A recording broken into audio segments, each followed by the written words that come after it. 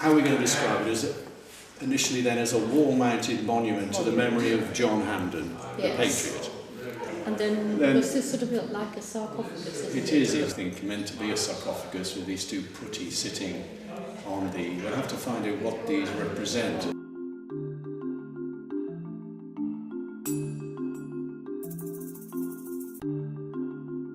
We always start with the stonework, don't we? That's right. And it's probably 15th century, partly restored. Monica has been a church recorder for how long, Monica? 21 years now.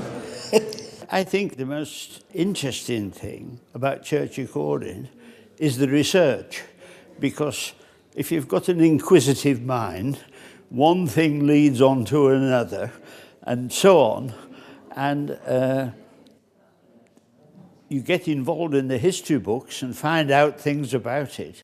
It's working in a team is fun, of course, because there comes quite a rapport, and the teams always have some experts in something or other, and swapping information with them is really well worthwhile, and that's really one of the rewarding things about it, meeting other people with similar but not like interests.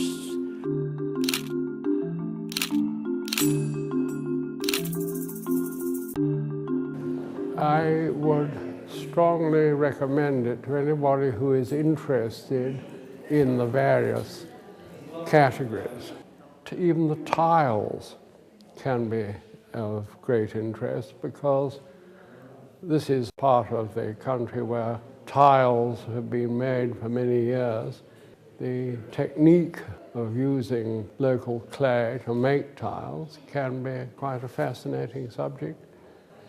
It's principally in two parts, I think, church recording, of observation, investigation, and then research.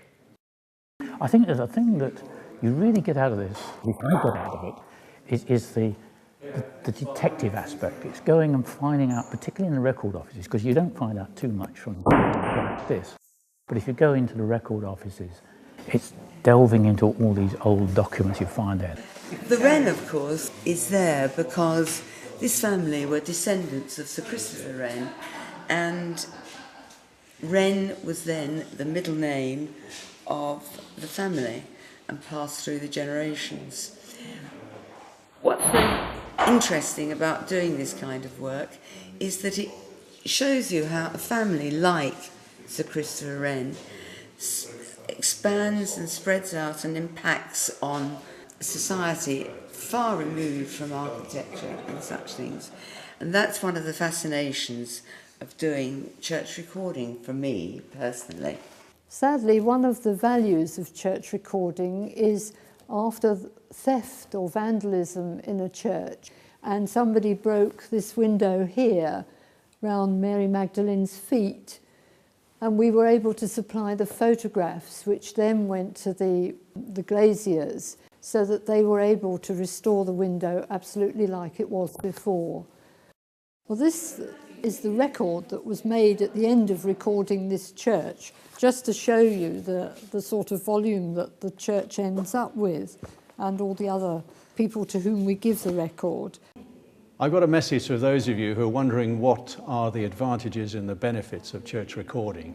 Well, I can tell you from my involvement in it that it's a fascinating project to be involved in recording any church, because of the historic and social background that emerges once you start to delve into the many facets of the objects that are on display here.